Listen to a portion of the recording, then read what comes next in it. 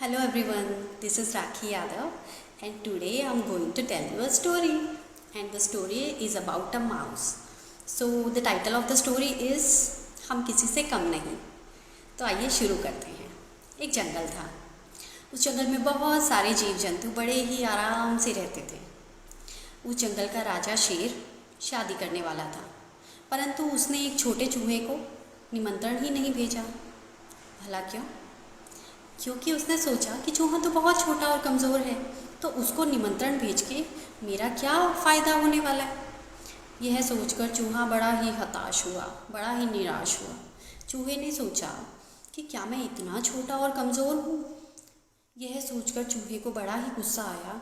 उसने कहा कि अब मैं शेर को सबक सिखाऊंगा। अब मैं किसी शक्तिशाली इंसान की पुत्री से शादी करूँगा। यह सोचकर चूहा निकल पड़ा शक्तिशाली इंसान को खोजने। चलते चलते रास्ते में चूहे ने देखा कि सूर्य देवता तो सबसे शक्तिशाली हैं, वो तो सबसे ज़्यादा गर्म हैं और उनसे ही पूरी सृष्टि चलती है, उनसे ही दिन बनते हैं। तो चूहा सूर्य देव के पास पहुंचा और सूर्य देवता से नम्र होकर निवेदन किया कि हे सूर्य देव, क्या आप अपनी पुत्री से मेरा विवाह करेंगे? यह सुनकर सूर्य देवता मुस्कुराए। सूर्य देवता ने बोला कि तुम जितना शक्तिशाली मुझे समझते हो, मैं उतना शक्तिशाली नहीं हूँ। मुझसे शक्तिशाली तो ये बादल हैं जिनकी आड़ में मैं छुप जाता हूँ। यह सुनकर चूहा सोच में पड़ गया और वो भागते भागते पहुँचा बादल देवता के पास और बादल देवता से नम्र होकर निवेदन किया कि हे बादल देव, क्या आप अपनी पुत्री की शादी मुझसे करेंगे? बादल देवता फिर मुस्कुराए।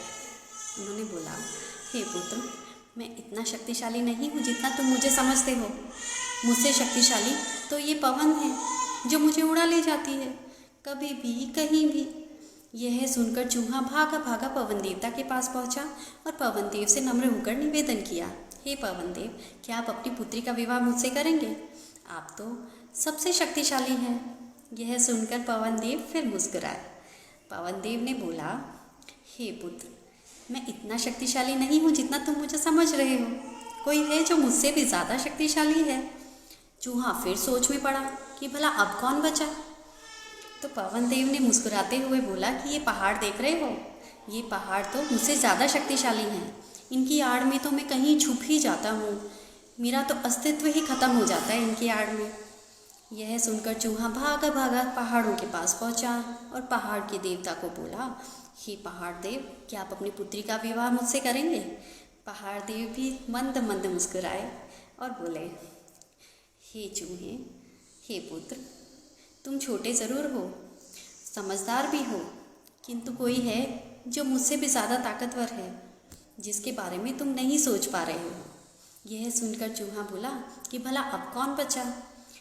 तो पहाड़ पर्वत देवता बोले कि हे पुत्र, एक चूहा है जो मेरे ऊपर रहता है, जिसने मेरे अंदर इतने छेद कर डाले हैं कि बस पूछो ही मत।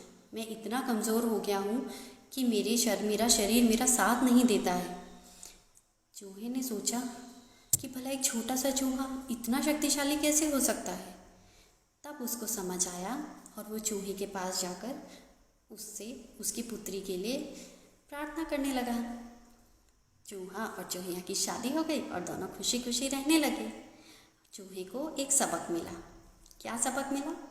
कि कोई भी इंसान छोटा बड़ा नहीं होता, सब अपनी सोच की बात होती है और हर इंसान में कोई ना कोई खूबी होती है जिसे उसको ढूंढना होता है।